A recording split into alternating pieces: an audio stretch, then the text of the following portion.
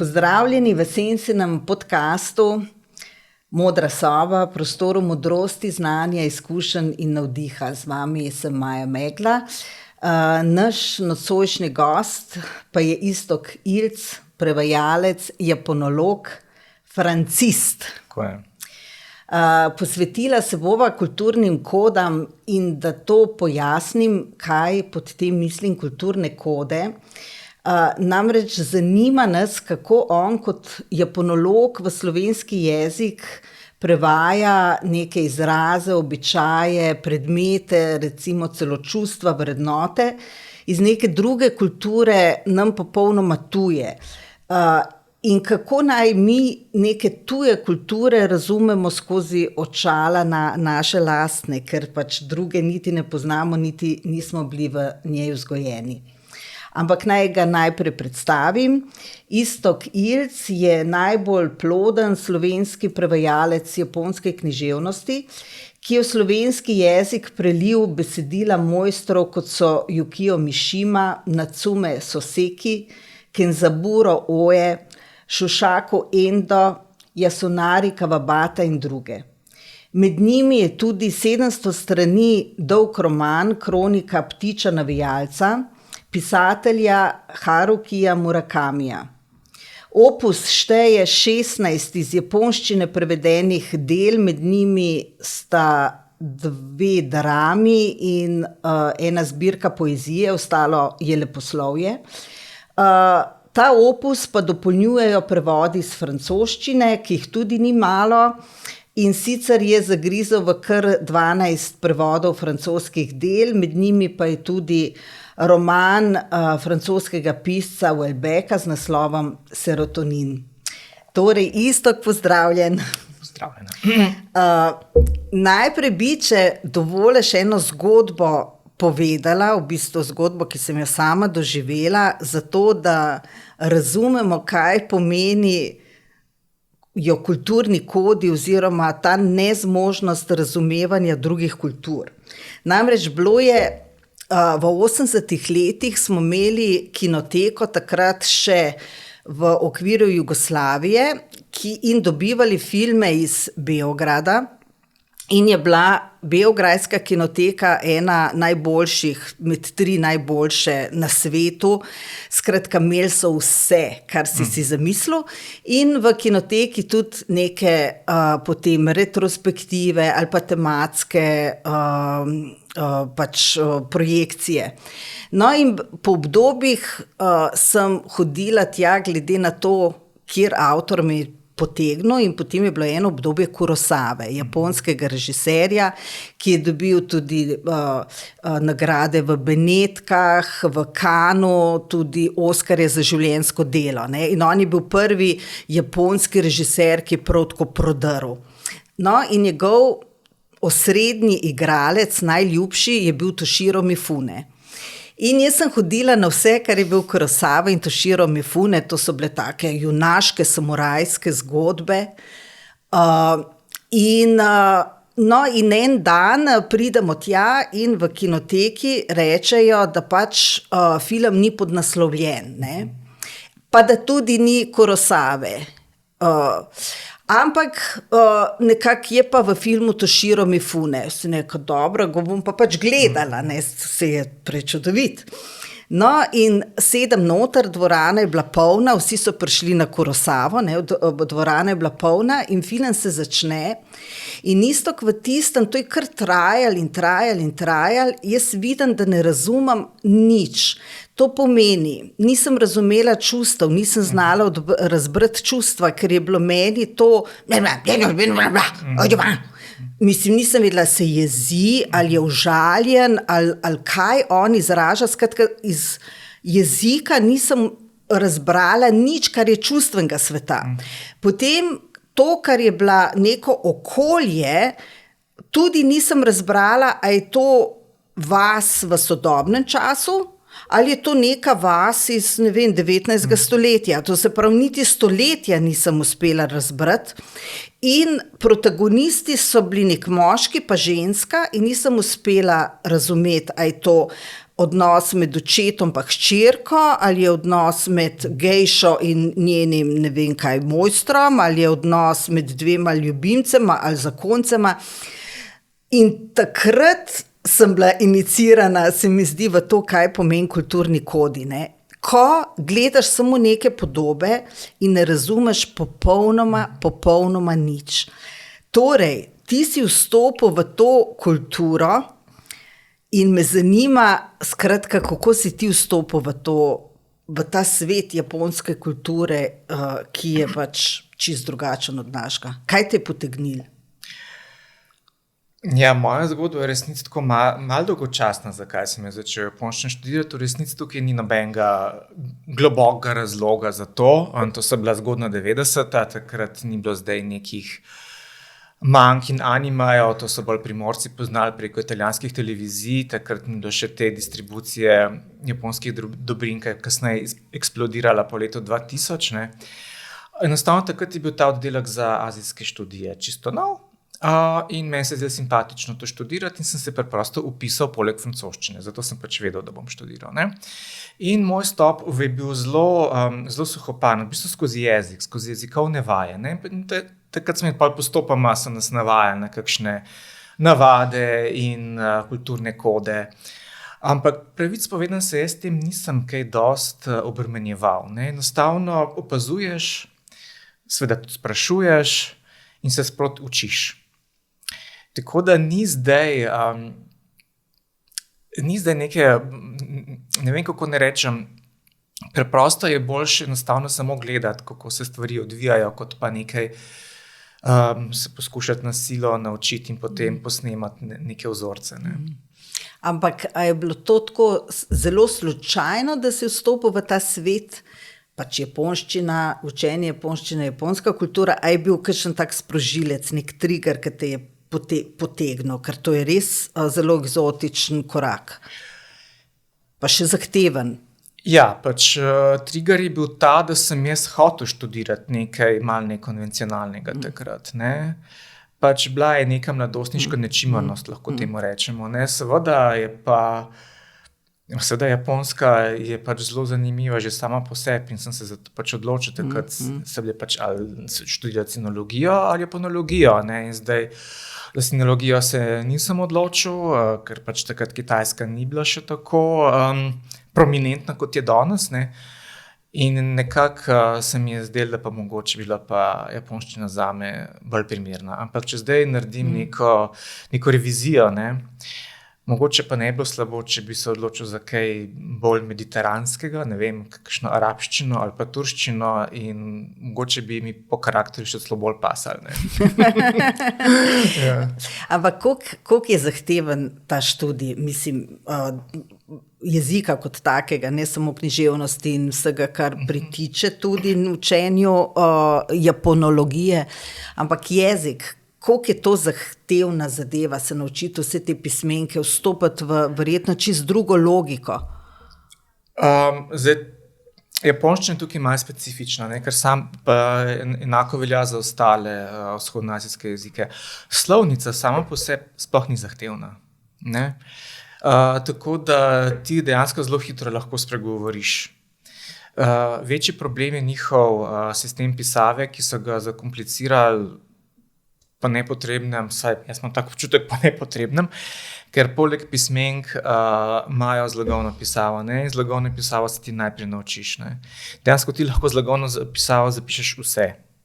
Pa oni so se odločili, da bodo ohranili pismenke za zapisovanje korenov besed in za zapisovanje, ne vem, samostalnikov. Poleg tega se pismenke še izgovarjajo na popolnoma različne načine, odvisno od rabe. In to se moraš dejansko naučiti na pamet, ker tukaj ti intuicija kaj dosti ne pomaga. Pismenka za nekaj se v nekem drugem kontekstu izgovori popolnoma drugače, glede na to, ali je koren izgovarjave kitajski ali je japonski. Lahko poveš recimo na enem primeru, da si lahko to predstavljamo, skratka, kako to izgleda. Ne, kako ne rečem. Recimo beseda je lahko uporabljena na dva popolnoma različna načina. Pismenka. Pismenka. Naprimer, imamo šolski primer. Imamo glagol jesti, ne? In temu se reče taberu po japonsko. Ne? In taberu se napiše s korenom, ki je pač zapisan v pismenki, potem še s končnico, ki je zapisana v zlagovni pisavi. Ta koren se v tem kontekstu bere kot taberu. In pač vidiš, to je glagol, to rečeš taberu. Če mi to pismenko uporabimo za nekaj drugega, naprimer za apetit ali pa za, ne vem, jedilno mizo, se bo ta ista pismenka, ki se je prej izgovarjala taberu, se bo izgovarjala kot šoku. Popolnoma drugače. In to lahko apliciramo praktično na vse pismenke. In tukaj se stvari zapletajo. Ampak postopoma se navadiš, ker itak operiramo z nekim naborom najpogosteje uporabljenih besed. Ne? Kaj pa to recimo moški, ženski spol, množina, ednina, dvojina, vikanje, tikanje, te neke... Tukaj je zadeva malo olajšana, ne? Ni zdaj nekih sklonov, pa ni zdaj moškega, ženskega spola in teh reči ni, ne? Pregibajo se glagoli, pa še to samo preteklik, nepreteklik, želena oblika in tako naprej, zdaj v podrobnosti ne bova šla. Kar se tiče pa posebnosti, ne samo japonščine, ampak recimo tudi korejščine, pa še kakšnih drugih vzhodnoazijskih jezikov, je pa ta, da ločujejo register po spolu, ne? Glede na spol govorca. Kako to misliš, register? Ne razumem. Ženske uporabljajo druga mašila kot moški. Aha. In ženske so bolj vljudne kot moški pri govorjenju. Oni ločujejo na, mi bi rekli, vikanje, tikanje, tam so vljudne, nevljudne in spoštljive, nespoštljive oblike. In to je pač nek sistem, ki se ga moraš tudi naučiti, ne? Ki lahko je zelo bazičen, ne? Lahko pa pač ima marsikatero nianso. Kaj pa recimo pridevniki, ki so tako pomembni v teh naših evropskih jezikih za to neko bogatstvo pripovedovanja, ne? Kako oni naredijo recimo neko beseditev sočno, bogato, mislim, imajo tudi to vrstne prijeme?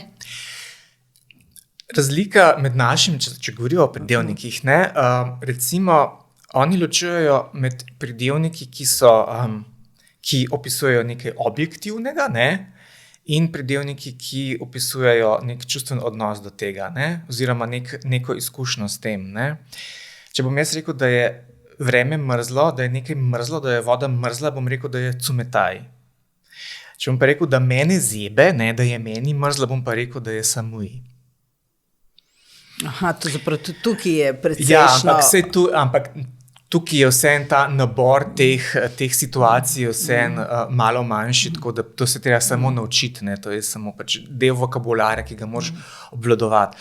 Kar je pa zanimivo pri japonščini, je pa zelo bogata raba onomatopej. Oni lahko praktično vsako, in ta onomatopeja se ne uporablja samo za ponazarjanje zvočnosti nečesa, ne, ampak lahko tudi ti zvočnosti samega glasu poskušaš ponazoriti neko, ne vem, neko atmosfero, ne. Naprimer, da rečeš, da je tako prijetno toplo, boš rekel, da je poka, naprimer, ne. Da se nekaj bliska, da se nekaj tako svetlika, ne, naprimer pika, ne, ali pa da nekaj postopoma narediš, je to don, ne, in tega je ogromno. In to je v bistvu tudi pomembno za prevajanje, zato, ker te zvočnosti niso kratko naključne, ne, pač ima neko svojo stilistično funkcijo, če jih nekdo uporablja zelo veliko ali pa nekdo se jim pa izogiba, pa želi spadati malo bolj resnobno, naprimer, ne.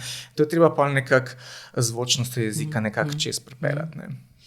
Veš kaj, pred parimi podcasti, mislim, da je bil 2., 3. podcast, sem gostila Kitajca Chen Shining, on je tajčijevc in čigongovc.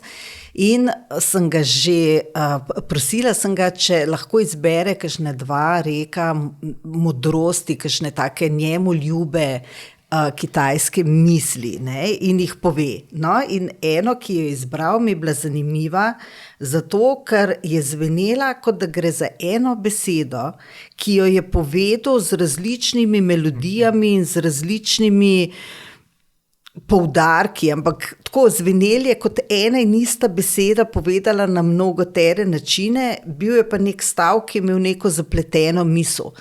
Kako je s to melodiko v japonščini in seveda prosila bi, če imaš tudi ti kakšen tak moder izrek, ki ti je ljub, pa če ga lahko poveš, da dobimo okus. To, kar si rekla, pač kitajska modrost, ki se je potem prevede s celim stavkom. Ne. To je pač dediščina klasične kitajščine, ne, kjer so se pač te modrosti s 4 pismenkami izražale, ne, pač Kitajci, kot vemo, pač ponovadi ena pismenka, ena beseda in se da to pač zelo fino uporabljati za kakšne jedrnate izraze. Seveda ta tradicija klasične kitajščine seveda se je prenesla tudi na japonščino, ker pač ima funkcijo latinščine praktično, ne. In tudi Japonci so imeli kar nekaj takšnih rekel s 4 pismenkami, žal zdaj ne vem nobenega na pamet, so se pa zelo so jih uporabljali zlasti v politično propagandne namene, ker seveda 4 pismenke je zelo enostavno spraviti na kakšne panoje in podobno. Na bedže. Ja, ne. Zdaj, kar se tiče pa kakšnih rekel, moram priznati, da sem tukaj malo slab, lahko povem enega, ki zelo dobro ponazarja japonsko kulturo in njihovo miselnost, to je pač derukogi ga utareru, se pravi, žebelj, ki štrli ven, se zabije. Ne, je malo kruta. Ne, odlična je. Ampak na nek način, ja, zelo dobro opiše, kako ta družba funkcionira. Ne.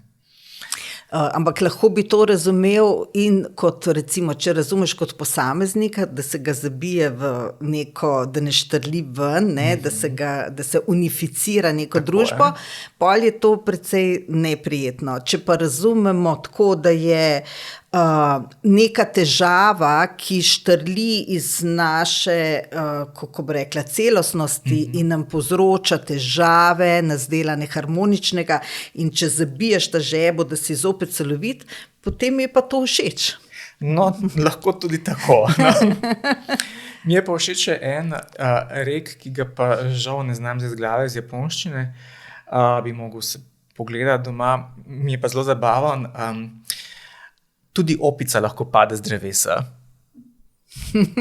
Ne, se pravi, tudi če si ti mojster v nečemu, se lahko narediš napako. Ne? Tudi to pomeni.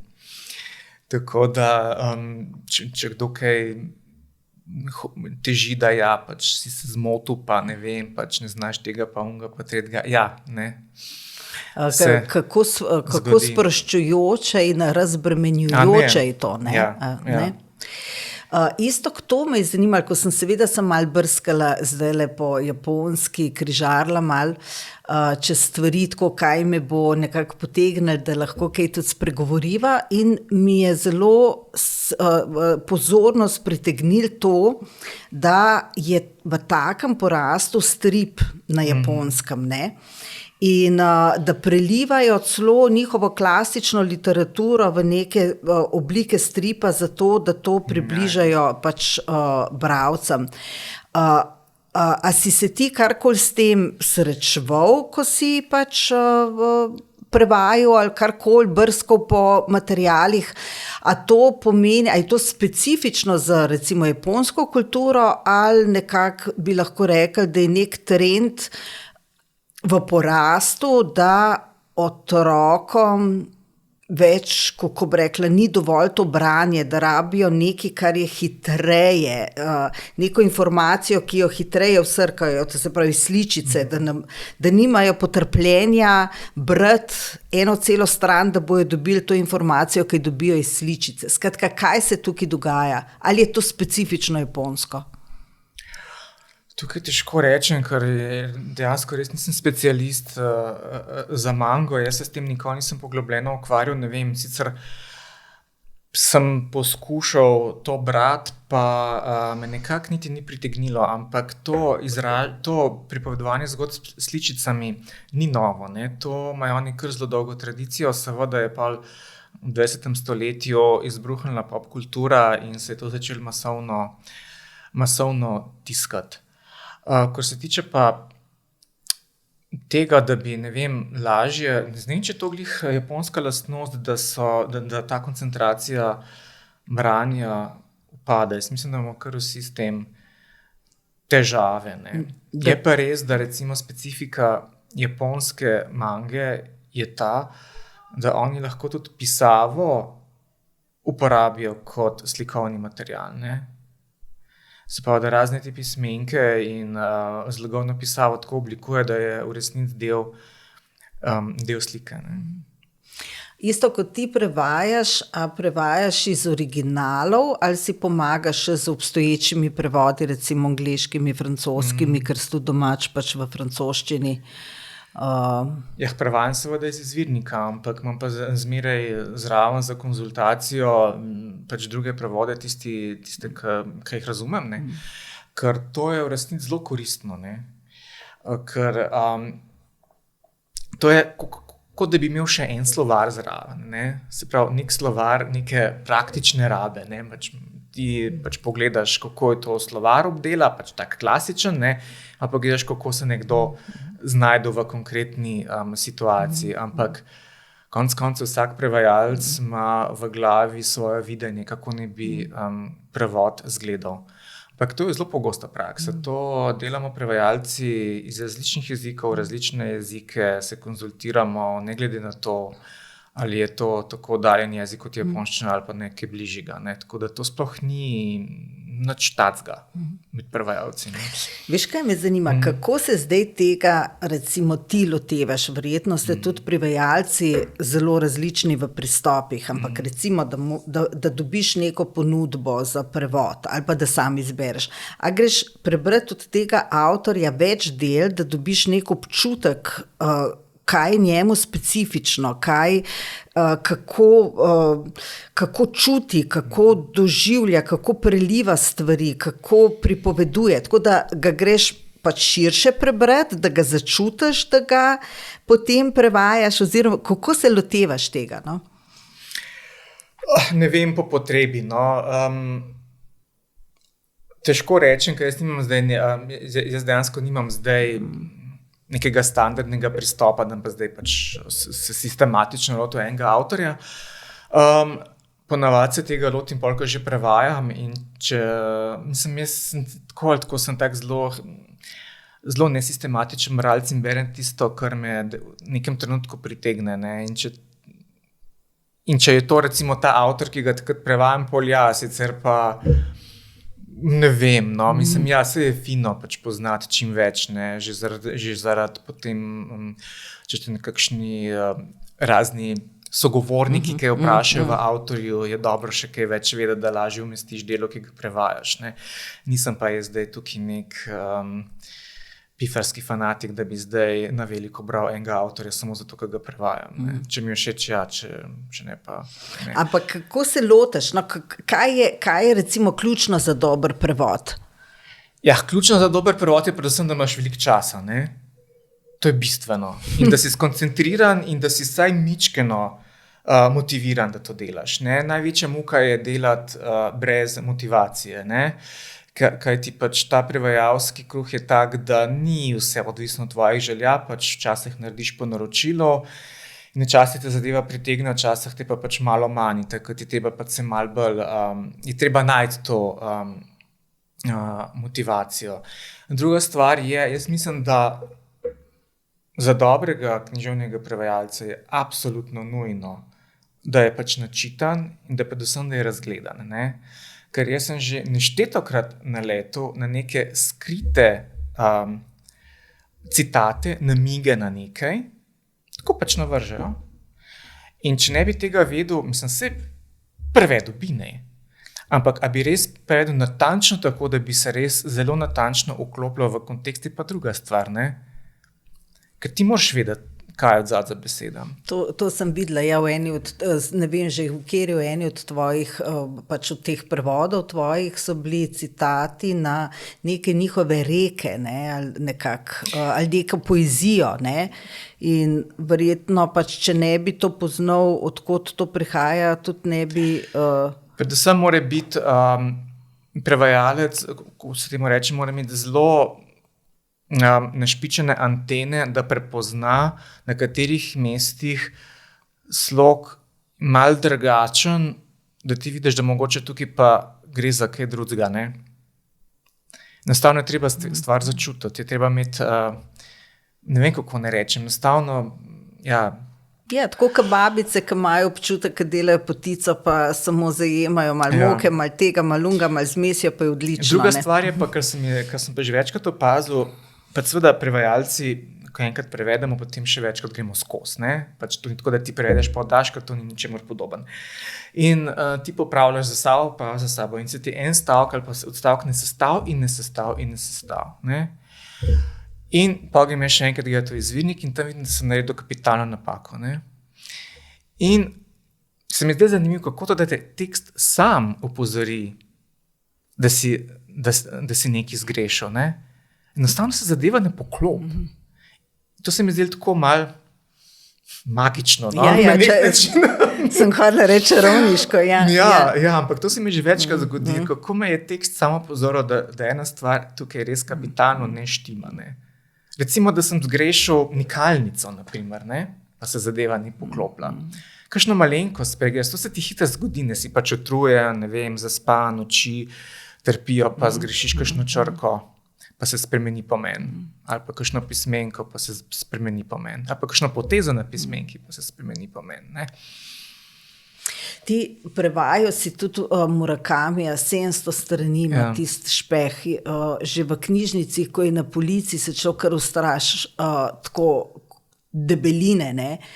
Ko pa to prevajaš, je pa seveda to krat, ne vem, koliko več, koliko časa si porabil za ta prevod? To so meseci dela, ne.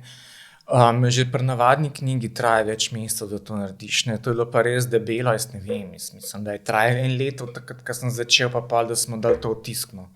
Jaz se niti ne spomnim, to je bilo, mislim, da 2013, 2014. To je bila pač eden izmed prevodov, ko sem jih naredil po naročilu, ne. Ker meni Murakami roko na srce nikoli ni bil blizu. Tisto pa pač neko obdobje, ko sem enostavno rabil delo, šel do Andreja Ilca, s katerim pač nismo sorodo, da moram vsakim znova povedati. Pač jaz sem ta, no pač tak, normalen pogovor in mi je to dal, ne. Rekel pa pač bom, ne, zakaj pa ne. No in sem se lotil. Mislim, po drugi strani, pa se mi sicer ta knjiga malo prikupila. En kolega mi je sicer rekel, da trpim za štokholmskim sindromom, ampak dejansko se mi zdi, da je ravno ta knjiga, Kronika ptiča navijalca, v Murakamijevem opusu padla v neko obdobje, ki je imel on največjo kondicijo, no, se mi zdi. Da potem so se začele neki vzorci ponavljati, no. Da je pa zastavil neko zadevo, ki mu je očitno v pravem trenutku pasala in mi je bilo to zelo zanimivo. Delati poleg tega vmes še malo zgodovine, pač ta neka vojna, druga svetovna vojna v Mandžuriji, pa tam nekih mongolskih stepah in zmeraj mi je všeč, da se še malo, da treba še kaj raziskati nazaj. Čeprav je lahko tudi mučno, ne? Ker prevajati kakšne vojaške čine, pa kakšne dele podmornic iz japonščine je pač muka, ampak se da. No, ampak 700 strani, to pomeni biti v nekem vzdušju, ker vsak roman potegne v neko zgodbo, ki ni tvoja ali pa moja zgodba vsakodnevnega življenja, v neko tujo X zgodbo in zdaj si v neki tuji X zgodbi celo leto. Ne? To je meni neverjeten in gotovo je potrebna potem neka protiutež v vsakdanjem življenju, da se izstopa ven iz te neke, ne vem, če prevajaš recimo 8 ur na dan, si 8 ur v neki zgodbi eno leto. Ne? No, 8 ur na dan jaz ne prevajam, ker pač enostavno ne gre. Ne? Koncentracije se to itak nevroznanstveniki pravijo, koncentracije za neko delo imamo predvsem manj kot za 8 ur, ne. Prevajanje pa res terja 100% koncentracijo, ti ne moš malo na pamet prevajati, ne, in no pa sej, če greva nazaj na prvotno vprašanje, ja, če ne zdržiš več mesecev z eno knjigo, potem pač ne moreš biti književni prevajalec, ne. No, to terja neko zelo posebno koncentracijo in potrpežljivost. Brez tega pač ne gre, ne.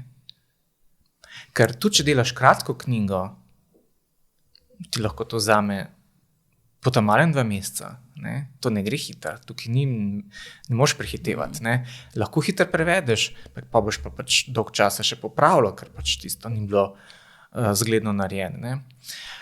Sicer pa prevajalci imamo kar, ko se temu reče, debelo kožo, se ne pustimo zmest, no? Tako da ni zdaj, ne trpimo za kakšnim sindromom izgubljanja v literarnih svetovih, imamo distanco do dela, ki ga upravljamo.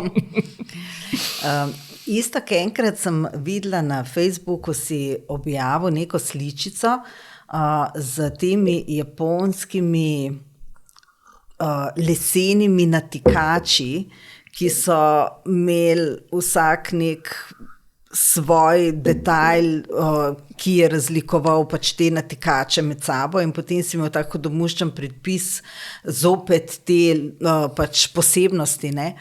Se pravi, kaj se zgodi takrat, ko naletiš recimo na nek predmet v neki tuji kulturi in ga moraš potem v slovenščino prevesti, da si kakšne pojme enostavno zmisliš, kako se tega lotaš?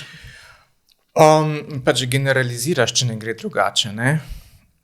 Zdaj, če je predmet en sam, potem se nekako to da. Problem je, če imamo mi več inačic istega predmeta, potem je pa treba se vprašati, kakšna je funkcija te razlike, ne? Pa tukaj treba že začeti čarati, ne? A gre tukaj za nek predmet, ki se nanaša na nek luksus, ali se nanaša, ne vem, na delavce, ali se nanaša na vzhodno Japonsko, na zahodno Japonsko. Tukaj pa treba pač enostavno biti pragmatičen in se vprašati, kaj je pomembno za bralca, ne? Zapletati se v neke podrobne opise v resnici je kontraproduktivno, čeprav bi strašno radi pokazali, kako smo mi nekaj natančno naštudirali, ampak za bralca zadeve niso bistvene, ne. Bralec mora dobiti neko informacijo o vsebini, lepo se mora brati, zgodba mora lepo teči, ne, in je treba pač v to na nek smiselen način umeščati te podatke, ne. Zdaj, kar se tiče tistih natikačev, tam sem imel srečo, ker hvala Bogu ni bilo te razlike s kakšnimi drugimi natikači, bil samo eden, ne. Imel sem večji problem pri enem drugem prevodu, ko so bili 3 tipi nekih frizur, ki so jih imeli konec 19. stoletja, ženske, pač te neke, niti ne za gejše, ampak pač ženske so imele te blazno zapletene fige, no. In teh fig je ne vem koliko vrst, jaz sem šel pol gledat in je bilo tam ne vem koliko 50 nekih različnih tipov tega vozlanja las, vsak imel vsako svoje imene. Tam se pa pač malo bolj zapleta in je bilo treba pač nekaj ščarati, ne. In to je verjetno za njih pomembno, te razlike v teh figah pa... V resnici je toliko pomembno, kot je pomembno za slovenskega bralca. Zdaj, tukaj je problem bil tehnično prevajalske narave. Medtem ko japonski bralci, to je ta frizura, to je ta frizura, to je ta frizura, je treba v slovenščini nekako upisati, da ni preveč, pa da ni premalo, pa da se vidi razlika, pa tako, pa kjer je bolj moderna, pa kjer je malo manj moderna, pa tako, take zadeve. Ampak to pa vidiš, zaradi tega si treba vzeti čas, ker potem vidiš, ko popravljaš, kaj rabiš, kaj tekst rabi. Ali pa recimo zdaj prevajam od Tanizakija, kakor komu drago, ki govori o tem, o občudovanju tradicionalne japonske, pa non-stop popisuje kimono iz tega pa tega blaga, kimono iz tega blaga. Mislim, kaj če s tem? Ne moš tega prevesti. Enostavno se treba odločiti, a je to lahka svila, je to težka svila, a je to podložen kimono. Treba je nekako se znajti in generalizirati na ta način, da bo ta bistven pomen vam prišel. A gre za stvar, a gre za razkošje, a gre za vsakdanjo stvar. Treba se je vprašati o funkciji, to je ta šolski, funkcionalistični pristop k prevajanju. Ti to prevajanje je tako precej samotno početje, tako kot pisanje knjig, recimo. In še naporno je, ker se samo sedi v neki skrivenčeni drži za računalnikom. Vsak poklic ima svoje seveda ekstreme, ki jih je treba pol uravnotežiti. Recimo telovadci ali pa učitelji športne vzgoje pa doma veliko počivajo. Ampak mi, ki veliko sedimo za računalnikom, ki pišemo, ali pa ti, ki prevajaš, kako potem to uravnotežaš z družabnim življenjem in seveda z neko fizično kondicijo. Recimo, ko imam jaz kakšne take velike rukerje, ko sem kakšne knjige končvala in je bilo tega sedenja veliko, sem si vsako uro naredila budilko, ker drugač sem padla noč, sem zgubila občutek za čas, da me je ona budilka začela piskati, da sem ostala, se pritegnila tako par minut in sedla nazaj, ker če ne, je bilo po enem mestu je bila katastrofa. Skratka, kaj ti počneš? Kaj jaz počnem? Meni družbe ne manjka. Prevajalci, res je, da je naš poklic zelo samoten, ampak da nas pa nekdo povabi na pogovor, pa ne nehamo govoriti. Ampak da se drug z drugim dobimo, je to govorimo kot dež. Prevajalci, ne samo prevajalci, vsi, ki se recimo ukvarjamo z literaturo, mogoče to splošna javnost ne ve toliko, smo kar dosti aktivni tako. Mislim, kar veliko smo zunaj, dosti smo zunaj, ker tudi radi telovadimo, pa radi hodimo, pa tečemo, pa tako da ne poznam človeka, ki bi bil res samo noter in doma in zmeri gremo ven in kaj migamo ali pa doma migamo. Problem je to sedenje, pa se ni samo za prevajalce, ampak jaz s tem niti nimam problemov, ker se kar veliko jemljem. Veliko se jemljem tudi nekih odmorov, ker, kot sem rekel, ne moreš biti 100% skoncentriran non-stop. Zanimivo, sem enkrat sprobal na svet Marija Javoršek. Nekaj smo čvekali in potem je rekla, če pa prevod ne steče, pa naredim par korakov po stanovanju, pa se mi med hojo kaj utrne. In dejansko to pomaga. Očitno je nekaj, ta telesna motorika očitno ima, očitno se to dokazano, da gibanje ima vpliv na možgane, vpliva pozitivno na možgane. Tak mali resetek se naredi, pa se to je tako dokazano, recimo, kaj jaz vem, hoja, recimo, če ti hodiš 1 uro, ali pa recimo, če izvajaš jogo, ali pa ne vem, če meditiraš, se ti pa ta nek vagus nervus aktivira in to naredi čudež, če malo karikiram, tako da jaz predlagam vsem ljudem, ki se ukvarjajo z napornim intelektualnim delom, da veliko hodijo. Ker hoja vse ni toliko naporna, kot tek, ampak je treba res hoditi 1 uro. Tako. Se strinjam, 1000%.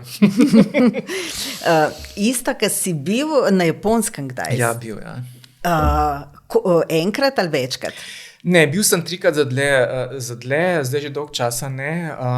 Za dlje, to pomeni v za več mesecih, mesecev. Ja. Za več mesecev. Ko sem bil še študent, sem bil za celo leto. Ne. Ampak prej sem bil na 3 mesece, pa pol, še kasneje za 3 mesece, pa že 10 let. Ne. Celo leto, to se pravi, neki si pa vse izkusil to deželo. Ja, ne? ampak to je bila študentarija, mi smo ga tam žurali in to je bilo pač nekaj drugega, kot če bi tam delal. To je bilo nekaj čisto popolnoma drugega. Pač izkusiš univerzitetno življenje. Ne.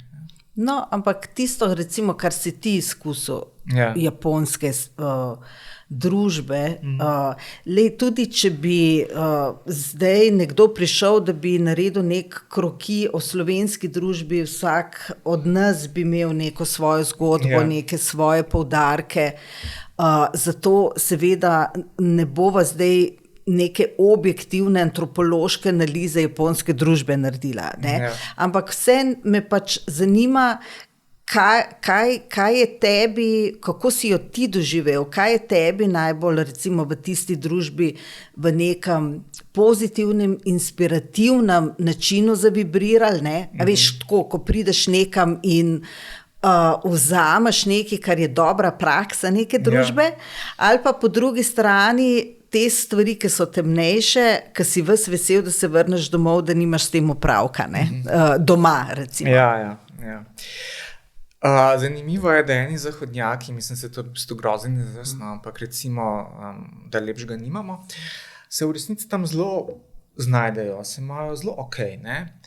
Recimo meni, njihova družbena ureditev ni toliko pisana na kožo, ne. Saj vsi imamo radi red, ne.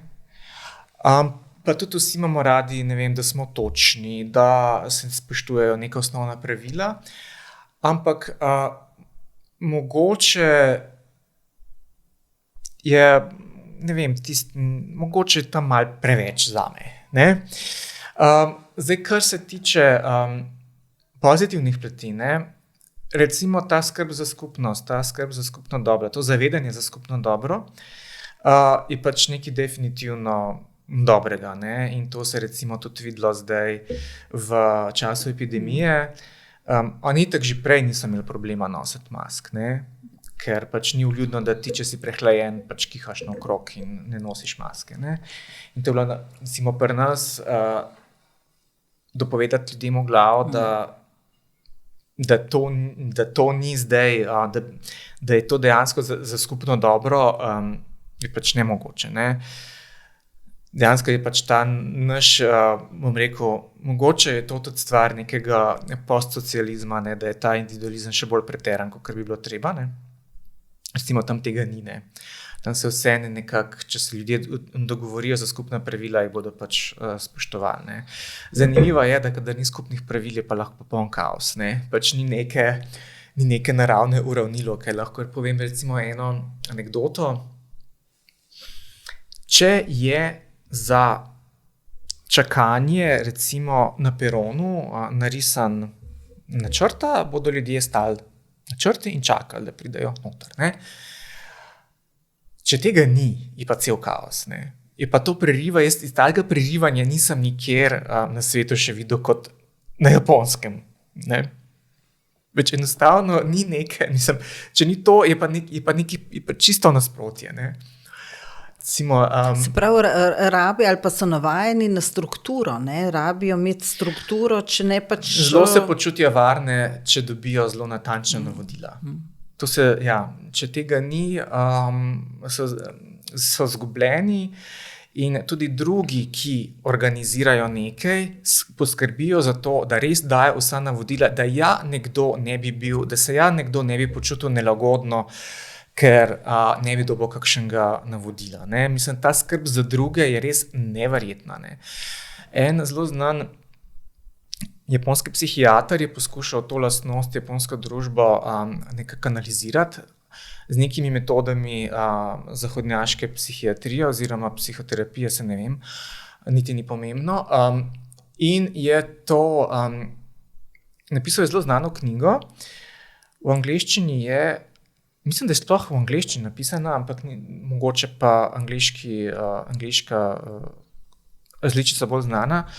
On je temu rekel Anatomija soodvisnosti, ne? Anatomy of dependence. Ne? Zato je uporabil japonski pojem amae. In amae lahko pomeni v bistvu razvajenost. Sprav, ti konstantno pričakuješ, da bo nekdo poskrbel zate.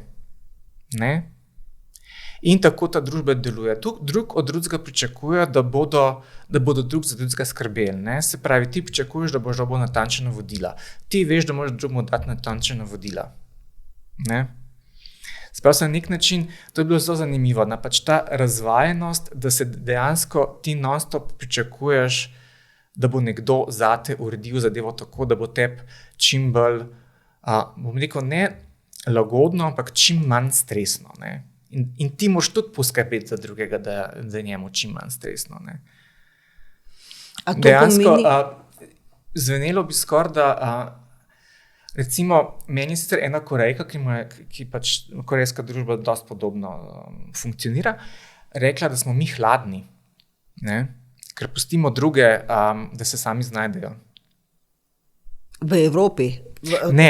Recimo, da smo mi v Evropejci hladni, ker pač pustimo drugemu, da se preveč druge pustimo, da se sami znajdejo. Ampak to, a isto to na teh praktičnih, vsakodnevnih ali pa družbenih normativih, a je to tudi na ravni nekih vrednot in ideologij, kako bi rekel? Težko to ločiti v resnici. Ker to je tako prepredeno, da to je od mikro do makro ravni. To je, mislim, težko je sploh ločiti to, Recimo, imamo lahko mikroraven, recimo, oni imajo vse in to, ta sistem, da ima vsak študent svojega mlajšega študenta, ta mlajši študent njega pedena, on pa tudi nazaj njega pedena. On je pa nekak mentor njemu. Ta sistem je nekak, nekdo za nekoga naredi in to, in za njega kaj drugega. Potem pa tudi lahko na makroravni, ki pa lahko rata tudi nevarna konc koncev. Jaz sem slišal za eno bizarno prigodo iz časa cunamija 2011, da ko je pač prihajal cunami pač tam na severno-vzhodno obalo, je en kup otrok v neki osnovni šoli umrlo zaradi tega, ker jim nihče ni dal navodil, da morajo zbežati na hrib, na primer, Pač niso dobili tega navodila, čeprav recimo normalno je, da če ti grozi voda, da boš zbežal na više ležeči kraj, Pač oni niso navodili, so čakali, kaj se bo zgodilo. Kaj pa je pol z njihovim instinktom, takim bazičnim instinktom? To je močnejše od instinkta preživeti. To je bila šola, Otroci so čakali očitno navodila od odraslih. Odrasli so, čakali navodilo od koga drugega. Tako da to je pač ta skrb za drugega, ki je lahko zelo hvalevredna, ima pa lahko tudi pač svoje, kako bi rekel, ekstremne plati, ki pa za nas niso najbolj logične.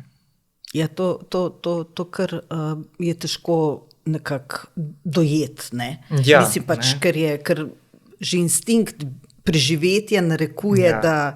Ali kako je pa potem recimo s tem svetom raziskovanja, ker ko raziskujemo, tam smo pa precej sami in zatavamo v neke nove svetove in tako za raziskovanje rabiš imeti to svobodo, odprtosti, prostosti, Ja, isto je, tam je tudi ta sistem, da starejši ve avtomatično več in ga treba poslušati. Sej to jih tudi ima zdaj že bremza, japonsko znanost. Pač ta rigidna struktura, hierarhije ne po sposobnosti, ampak po starosti, To se, in pač ta hierarhija po starosti, ki je pač prenesena in na javno upravo, in na podjetja, in na vse, je pač lahko kontraproduktivna. Mislim, vse je zelo tradicionalna, v bistvu je to izvira iz konfucianizma, da pač starejši ve bolje, ampak ni res, pač bolje ve tisti, ki pač ima več izkušenj, pa ki več zna,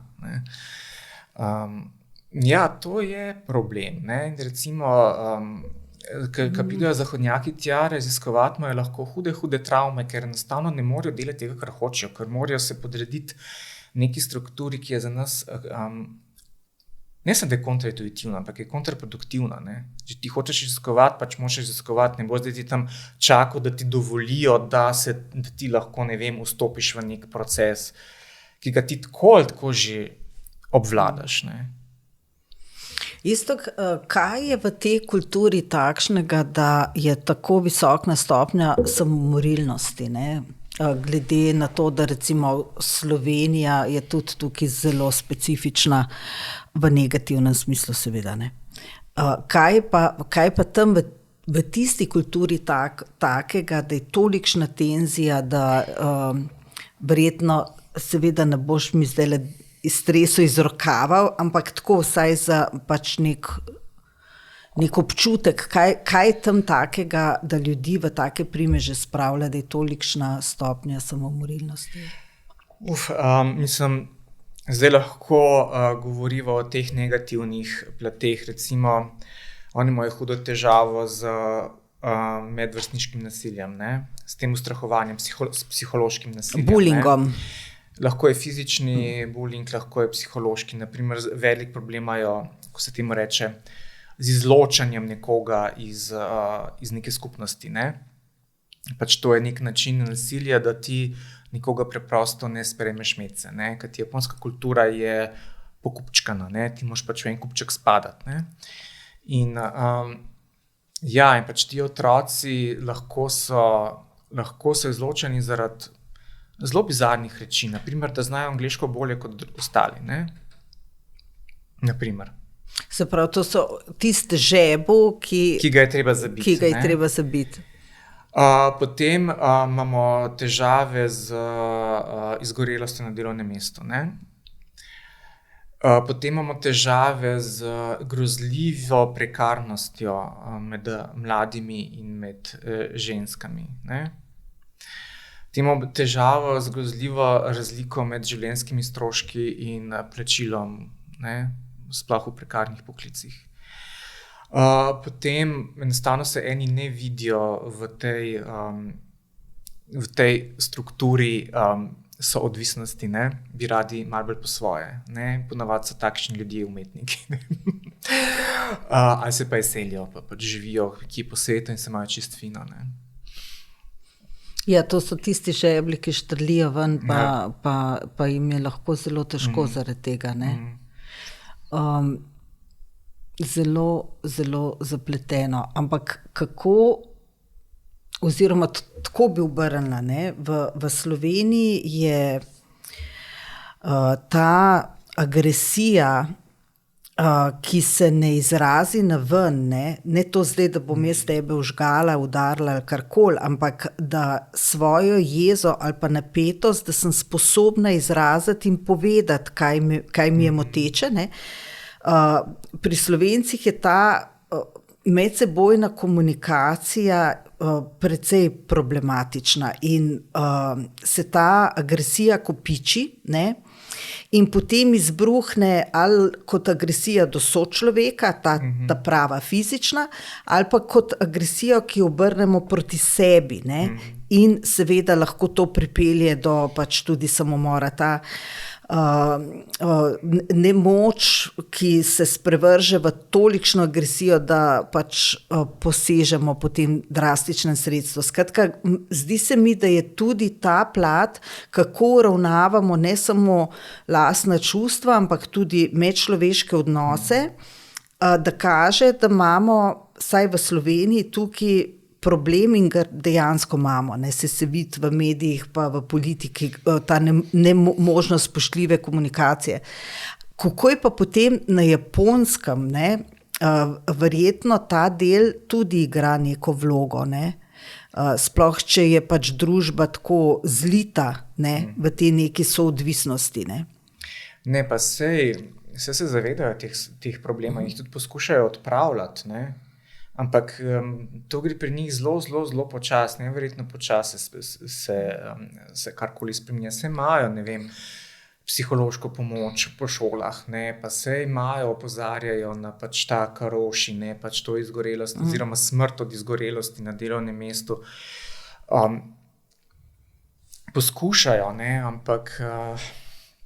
No, ampak to sem tudi hotela načeti s tabo ravno ta karoši, ne, da pride do tega, do tolikšne izgorelosti, ne, more predtem biti ena še predstopnja in to je to, da je delo tolikšna vrednota, da se pehajo po 16 ur na dan in več brez prestanka, da enostavno obstanejo. Ali je to izključno samo stvar preživetja? No, tukaj bi jaz vseeno zadevo mogoče malo drugače pogledal. Vprašanje, če je delo vrednota, če ne gre tukaj za lojalnost do delodajalca. Ne? Jaz nisem občutka, da je na Japonskem delo kaj večja vrednota kot kjerkoli drugje. Tudi tam so ljudje zelo radi leni. Ne? Zelo radi ne delajo nič. Ampak je treba izkazovati lojalnost do delodajalca, treba je viseti na delovnem mestu, se eni dejansko tudi veliko delajo, no, ne bomo zdaj delali krivice, ampak jaz sem tam opazil zelo veliko dela v prazno. Se pravi, da si ti tam zato, da izkazuješ to pridnost, to lojalnost, to spoštovanje do nadrejenega. Vprašanje pa, če je to efektivno.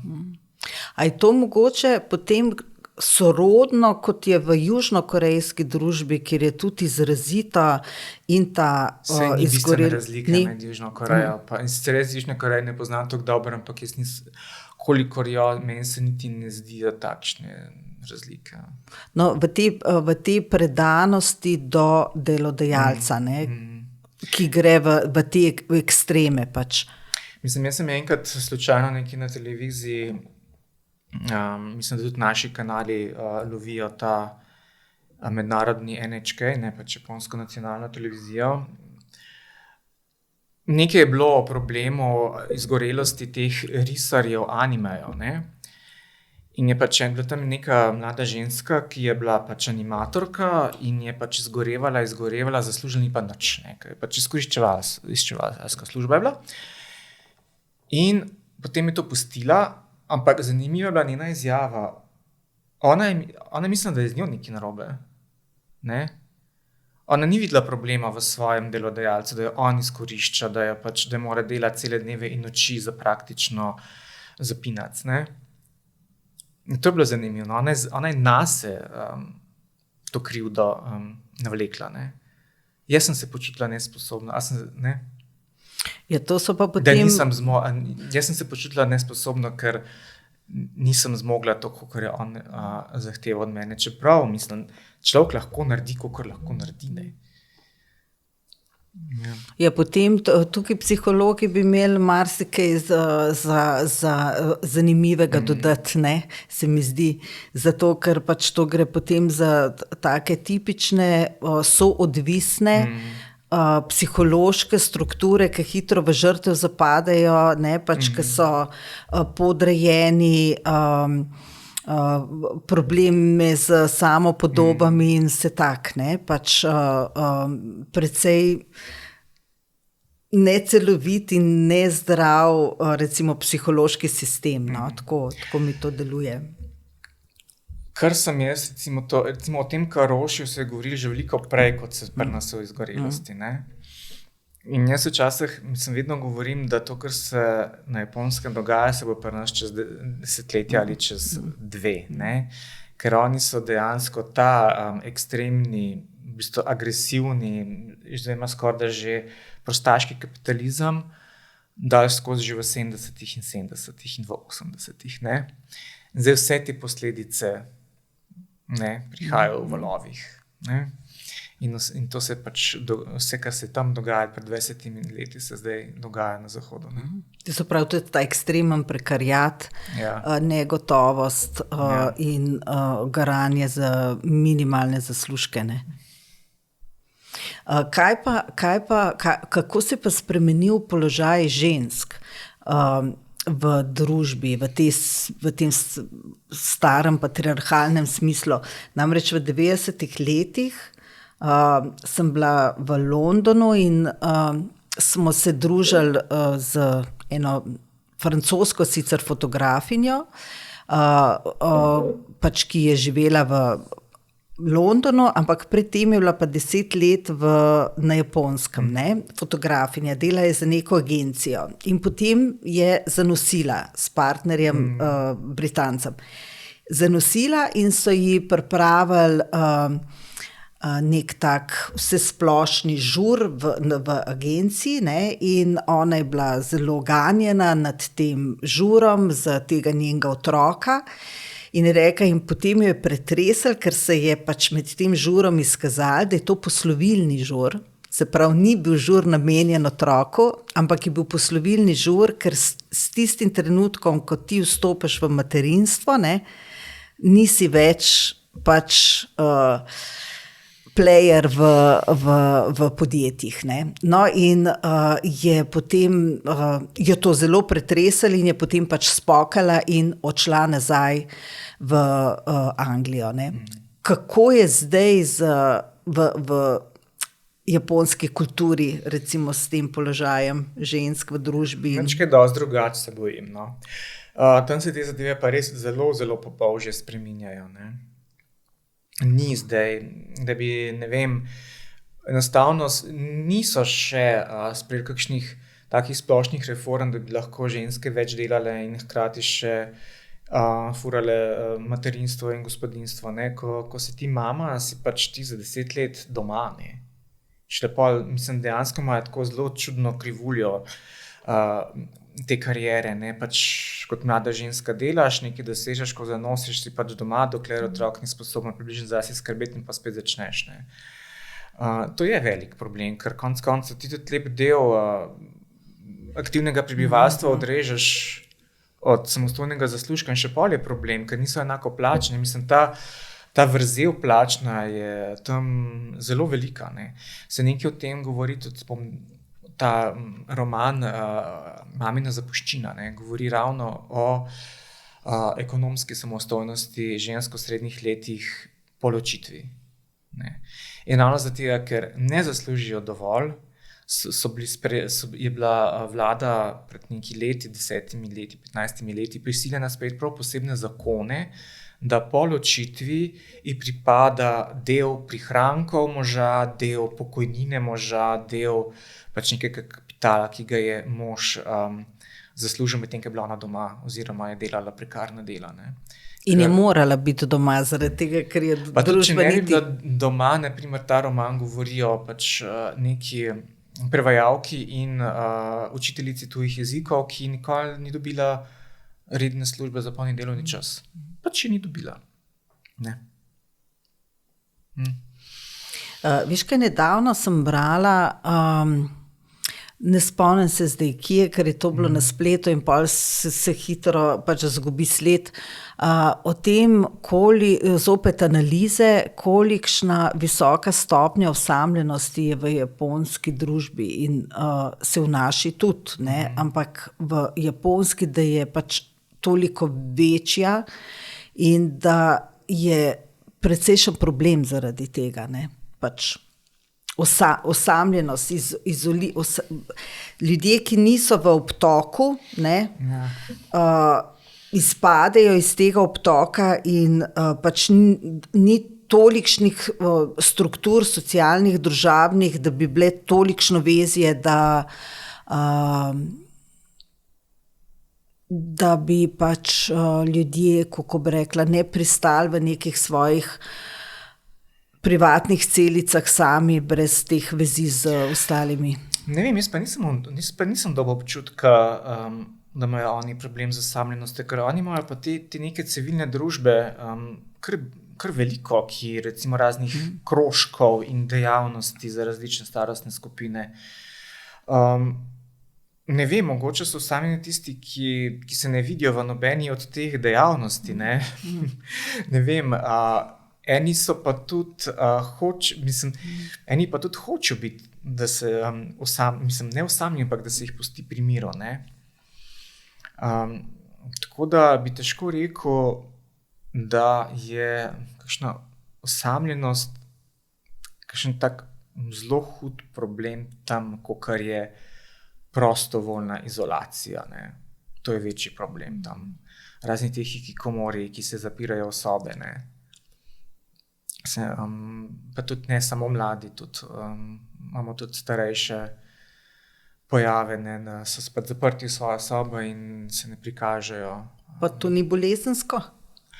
Ja, očitno je bolezensko. To mora biti neka patologija, da ti nočeš imeti stika z zunanjim svetom. Ne. Zadnjič sem gledal en zelo zanimiv dokumentarc o ljudeh, ki izginjajo, ki izpuhtijo. Japonska ima tako strogo zakonodajo o varovanju osebnih podatkov, da ti lahko brez velikega problema popolnoma zgineš, če hočeš. Ne? In noben ne more do tebe. Na kakšen način zgineš? Zgineš, enostavno te ni. Zgineš, se nekam preseliš, vse kontakte za sabo zbrišeš in ne vem, te ni. In recimo noben te ne more najti, ker nobeden ne sme dajati nobenih osebnih podatkov, tudi če te mogoče po videzu prepoznal, ne sme tega povedati nikomur. Kar je dobro za to, da nekdo lahko začne na novo zgodbo, če je nekje zelo zamočil, po drugi za kriminal pa verjetno za kriminal pa malo manj. Ne. Recimo, to je zelo koristno, tam so bili primeri, da se je neka ženska specializirala za to, da je pomagala drugim ženskam zbežati, izginiti, ne, iz pač raznih nasilnih razmerij. Ne. Ker, mislim, japonska družba ni nič drugačna od katerekoli druge, ravno tako je polna nekega družinskega nasilja in ja, to je recimo to, da lahko ženske izginejo, ne, in se pač popolnoma novo življenje, ki ustvarja, to lahko zelo kakšni ti zakoni so lahko zelo dobri. To je, ja, da enostavno noben ne more do tebe. To bi še rada malo spregovorila o tej zloglasni japonski mafiji in koliko oni resnično držijo pač vzvode družbe v svojih rokah in politične in ekonomske. Koliko je to resnica, koliko je pa to neka fama ali pa pač zgodba, ki se jo prodaja dalje. Ne, to je to, kar lepo drži. Ne. Mislim, ta zlizanost med organiziranim kriminalom, politiko in velikim kapitalom je pač identična Italiji. No. To lahko rečemo. Ne. Ja, mislim, to ni mit, to dejansko je tako. Ne. Je pač. Ti meni zrihtaš to, jaz ti bom zrihtal, ne vem, jaz ti bom dal denar za politično kampanjo. Ne. Ti boš mene pustil pri miru. Ne.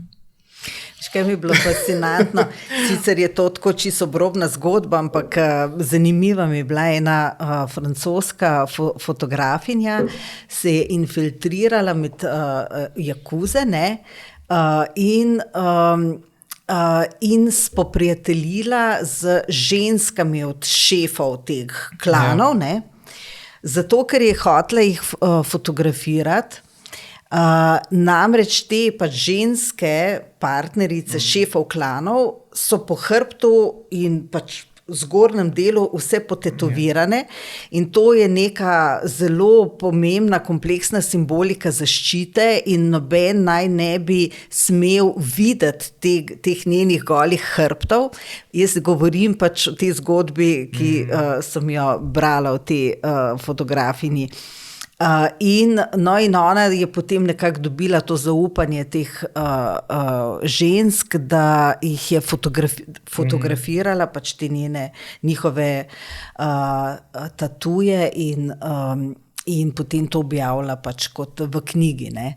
Tako da imajo tudi mafije po svetu neke estetske, kako bi rekla, posebnosti in fenomene. Mislim pa sej te japonsko mafijo oziroma zelo lahko prepoznaš na cesti, ne, ker zlasti te, ki so nižje po hierarhični lestvici, to so razni pimpi pa ne vem, kakšni vumbacitali pa to. To so tako očitni, ne? Mislim, kot da mi je uniforma. Zmeri imajo tako eno številko ali pa 2 številki prevelike obleke, pa neke tako malo razpete srajčke, malo tako ala Havaja. Gizdalinsko. Ja, ampak ne en tak sluzav način, no. Mislim, tako, meni to ni všeč bilo, no. Tako, ampak jih vidiš, to je tako očitno, da, mislim, prav hecni so, no. Mislim, tako, ne moš jih imati resno, čeprav so ravno tako nevarni kot vsaki drugi pač kriminalci, ne, ampak so tako očitni, ne. Tako da ja, imajo nek estetski kod, ziher imajo. Pa kar je še zanimivo, niti to, kdo je mafic, to ni skrito, ne. Oni imajo svoje pisarne. Klani imajo svoje pisarne. Pač imajo lepo na kaselcu, klan ta pa ta. Policija ve, kdo je kdo. To je potem zelo medsebojno integrirano, če je to tako, ker pač v Evropi pa ni... Oni imajo svoje vizitke, ne? Ker pač te vizitke so zelo pomembne v japonski kulturi, ne? Ko se ti predstaviš, da daš svojo vizitko, jaz sem ta pa ta in potem pač uljudno to vzameš in si zmenjaš. Ja. To pa je odštekano. Ja, mal je, ampak zaradi tega niso nič manj nevarni. Ne? Ja. Veš kaj, to me še zanima isto, glede idolov njihovih, ne? Pač evropska ali pa hollywoodska ali pa ameriška kultura ima svoje, ali pa imamo svoje idole, ki so, ne vem, v 20. stoletju nastali in zelo redki so zginali, popolnoma recimo. Zato me zanima za Mišimo, ki ga ti tudi prevajal, ne, Yukio Mišima, ki je res ena zelo, zelo unikatna, v svetovnem smislu nek unikaten lik, ne. In je bil vsaj še nedavno, recimo v Evropi, je imel kar precej tak kultni status, ne. Samo če obnoviva zgodbo, da bojo te, ki naj jo poslušajo, sledili, ne, saj kaj imam v mislih, ne, pač poleg tega, da je bil odličen literat, ampak Yukio Mišima je ustanovil nek svojo združbo, pozabila sem že, kako jim je bilo ime, nekih 100 članov in je zaprisegel za to svojo skupino, da bo branil cesarja no matter what, ne, pač ne glede na karkoli. In potem so s to skupino zasedali neko vojaško oporišče in se pač mislili so, kako bojo vojake animirali, da bojo prestopili na njihovo stran, in jih pač niso, vojaki se niso odzvali in Mišima je storil potem obredni harakiri z svojim, zopet ne vem, kako je to v japonščini, ampak recimo mi bi rekli oproda, nek pomočnik, se jih je bilo več. Harakiri pa poteka tako, da se z bodalom zabodejo v levo stran in potem potegnejo proti desni. In na koncu jih ta oproda pač obglavi, ampak ne popolnoma, ampak toliko lih, da delček še vedno pritrjen glave na telo. Spretan, ne? Ja. No, tako, in to so se pripravljali celo leto, ne, na ta obredni harakiri, ki potem ni šel lih najbolj dobro od rok temu oprodi, ker je 3 poskuse pač tega obglavljena bilo. Skratka, to je ena cela zelo odštekana zgodba te Mišime in je imela med vsaj enim delom evropskih intelektualcev tako res izjemen eho odmev in tudi tak kulten status. Tako, me zanima, kako se je to razvijalo in kako je danes s tem, ne? Tukaj treba nekaj stvari razčistiti, ne. Ta kulten status je Mišima imel samo v Evropi, oziroma na Zahodu, ravno zaradi tega, ker je pač vse tudi njegovo delovanje nekako stezalo tej fantazmi o neki te junaški in častni Japonski, ne. Zdaj na Japonskem so nanj ga gledali malo skozi drugačna očala, ne. Nekako niso ga jemali preveč resno, ker se mi je zdelo, da to, kar on počne, ni najbolj resno. Zdaj, druga stvar, kar se tiče tega obrednega samomora, tukaj treba nekaj povedati, da to nikoli ni šlo gladko. Ne? Tudi v času, ko so dejansko samuraji bili vladajoči razred, je bil ta harakiri oziroma seppuku zelo, ko bi rekel, zmedena zadeva. Ne? Pojasni. Ja, vprašanje je, koliko se je dejansko tako razvil, kot so si v idealu predstavljali. Jaz mislim, da so ti ljudje umirali počasno in bolečo smrt in tudi to obglavljanje je dostkrat šlo zelo po svoje, ne? Ker obglaviti človeka z mečem ni tako lahko, ker je treba zadeti natančno točko med vretencema. Ne? Če smo tukaj le pri teh gory details. No? Ja, ta zgodba z Mišimo je, pač on je res hotel nekako rekreirati to neko veličastno zgodovino Japonske s tem, da je ta mit o vojaški časti bil v bistvu umetno vzpostavljen na prelomu med 19. in 20. stoletjem, ko so morali nekako vzpostaviti neko nacionalno identiteto in so se oprli na samurajski razred. Ne. Ampak težko bi rekel, da bi bilo zdaj v samurajskem tem razredu, da so bili drugega, ki je bolj častni kot kjerkoli druge. Ne. Pač to so bili ljudje, ki so pač bili vojaki, bili so rangirani v različne te stopnje, eni so bili bolj bogati, eni so bili manj bogati, med njimi so bili rivalstva, zamere, pogoltnost, kraje in recimo obredni samomor je bil zelo priročna stvar, da si se ti lahko nekoga znebil in si mi pač ukazal, da se pač raj sam fenta. Ne. Da bo obranil to neko abstraktno čast, za katero nihče ne ve, kaj ne bi točno bila. Ne.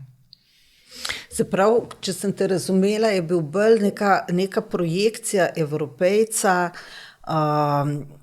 o nečemu, kar naj bi bilo junaštvo, to, ki gre celo do konca, v smislu do smrti, do smrtnega izida, ta brezmejna, pogum, da je bilo kaj v to smer, da je Mišima bil takšen. Ja, pač on je ustrezal te eksotični predstavi Japonske, dajmo tako reči. Ne, pač te eksotični predstavi Japonske, dežele samurajev in tako naprej. Ne. Ampak to se zgodi leta 71, ne. 70, ja, tam nekje, ja. Noben se ni brigal za samuraje takrat. To je bila pozabljena zgodba, že zdavnaj. Tudi prej se niso. To je res neka evropejska projekcija, češ da je, mislim, seveda je bila cela družba s tem prežeta, ker so bili oni vladajoči razred, ampak oni so bili manjšina prebivalstva, ne. Večinoma so bili meščani, trgovci, kmetje, ne. Tam so se pa ukvarjali z golim preživetjem, ne. Ne pa s tem, a bodo častni ali ne bodo častni, ne. Ja. Tudi recimo to spoštovanje cesarja kot boga je tudi vprašljivo, če so ljudje res verjeli, a so to samo govorili zato, da so imeli mir pred oblastjo, ne. No, to naj bi bil tudi razlog. Ne, uradna ideologija je bila, da je celotna ta cesarska družina, da so potomci bogov, ne, dobesedno. Tako, ne. Ampak ja, to je pač uradna ideologija, zdaj kaj pa ljudje verjamejo, pa pač nekaj popolnoma drugega, ne. No, ampak takrat, ko je Mišima storil ta harakiri, ne, tistega dne naj bi uvedel nov zakon, po kateremu je postal cesar regent, kar pomeni, da nima več tega statusa boga. In to je pač en od virov, lahko imam napačnega, ampak da naj bi tisti dan postal regent, izgubil ta status boga in to naj bi bila Mišiminama protestna gesta zoper pač sestop cesarja med navadne ljudi. Mislim, da je status boga cesar zgubil po drugi svetovni vojni. To je bil pogoj Američanov, se mi zdi. Bila pa je nekaj v zvezi z zakonodajo, ampak ne vem točno. No, nekaj se je mišima vsajal zaradi nečesa, pa ne vem točno zaradi česa. No. Bi mogel malo. Sem vedel, pa sem pozabil, ampak je bilo nekaj, s čimer se on v drobovje ni strinjal, da besedno. Je pač pol. Hotel je zanimirati potem še pač druge te aparate, se pravi vojsko in policijo. In mislim, da je policijska postaja zasedla. Ne vem, če je bilo glih vojaško oporišče. Mislim, da je bilo oporišče pač postojanka. Nekaj je bilo, ja. In ta njegova, ne vem, pač niso ga resno jemali. Preprosto ga niso resno jemali. Kaj bo tam neki pisatelj se gre, pač nekega rešitelja japonskosti, ne, pa se pa še tam... Ja. Zanimivo, koliko so te usporedne zgodbe, recimo, samo na Mišimi, zdaj koliko imaš ti nekih zgodbic, ki so malo drugačne od teh, ki jih imam jaz v spominu, recimo. No, tukaj pa prav pride, da o tem govorimo z japonologom, ki pač malo bolj osvetli, kaj se v resnici dogaja. Če greva nazaj, pač Mišima nima takega kultnega statusa, kot ga je imel drugje. Lej, zanima me isto, samo tako za konec, malček, če zaokrožva, kaj v tem tvojem sobivanju z japonsko kulturo, kaj tisto, kar je tebe najbolj, poleg kakšnega verjetno sakeja pa sušija,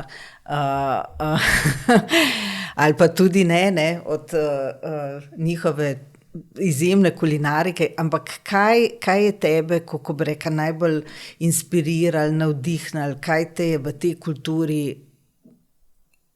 najbolj privlači ali pa ti je najbolj prijetno? Recimo, jaz bi izbrala njihov minimalizem, dizajn v celoti, ne?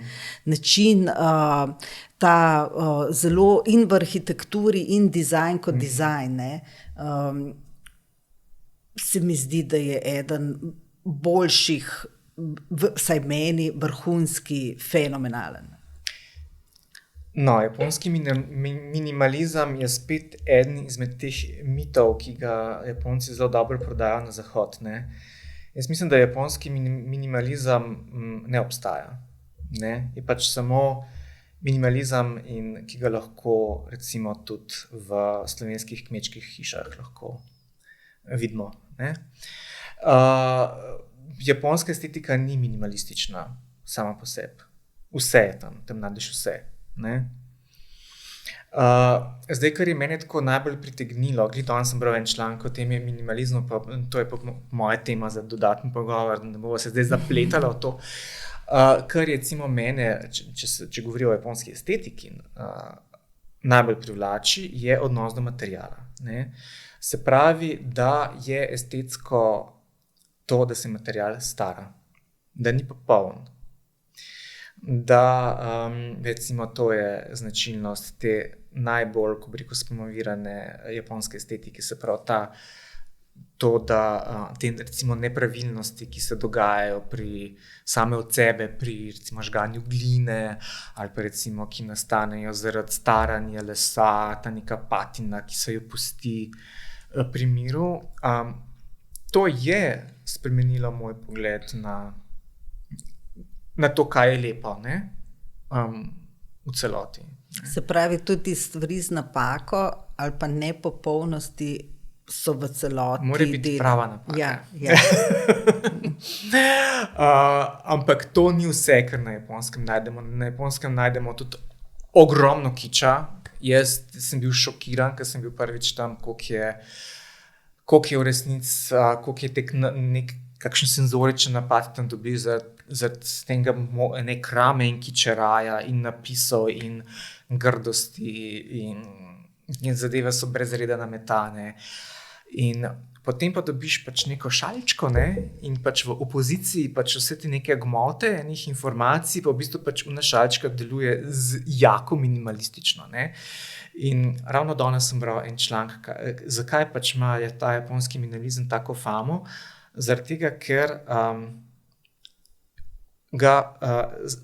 ker ga so postavljajo ne minimalizmu, ne? Potem toliko bolj izpade zadeva minimalistična, ne? Če bomo mi zdaj, ne vem, tam neko velemesto, ki je polno informacij in pa tam neko mečkano svetišče, zelo spedenkano, bo izgledalo blazno minimalistično, ne? Ampak v bistvu ta japonski minimalizem izvira iz ljudske umetnosti v resnici, ne? Iz neke smotrne rabe materijala, iz nekih naravnih materijalov, iz tega, da se roka dotakne nečesa, ne? Ampak tega imamo tudi tukaj dosti, samo mi bi mogli to spromovirati, ne? In bi lahko tudi govorili o slovenskem minimalizmu, ki bi ga postavili v točno določene inštalacije, da bi izgledal še lepši in še bolj minimalističen. Sicer pa od Japonske v celoti, recimo zdaj prebiram članke o razvoju meščanstva in popkulture po prvi svetovni vojni, ne? To je zelo zanimivo obdobje, ker je bil res en tak boom tega, čemur danes rečemo sodobna Japonska, ne?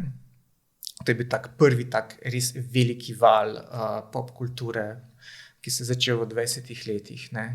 Ta veliki prodor zlasti ameriške kulture na Japonsko, ker pač prevajam en roman, ki se takrat dogaja, ne. Takrat je bil napisano, to hočem reči, tako da zadeva še toliko bolj nekako sovpada, ne. Kako so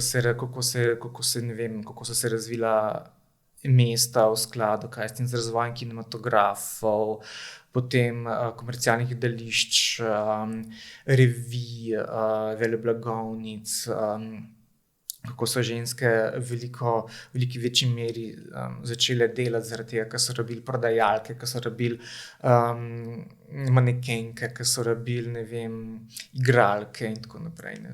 Zelo zanimivo obdobje, tako da trenutno je to nekaj, kar me zdaj najbolj zanima in v resnici me tudi je, no, od nekdaj, pač meščanstvo. Ne vem. Tukaj se najbolj najdem. Veliko bolj kot v neki ikebani, moram povedati, da te zadeve, kot so razne čajne ceremonije, ikebane in vse te neke zadeve, to prepuščam nekomu drugemu. Iztok, hvala ti za to, vse, kar si podelil. Zelo dobrodejno je začutiti neko drugo kulturo ali pa drug svet, zato ker se mi zdi ta svoboda, da se iztaknemo iz nekih svojih omejitev pa omejenosti izjemno blagodejna. Meni je užitek govoriti o drugih kulturah, kadarkoli, s komarkoli, ker tako je prav refreshing, prav osvežujoče, ne. Tako da ti zelo hvala, upam, da bojo tudi te, ki naj jo poslušajo, uživali toliko, kot sem jaz. Ja, hvala za povabilo, pa lahko še kakšno rečemo. Tem ne zmanjka, ne? Hvala, morda naslednjič. Ja, hvala. Srečno, hvala, Iztok.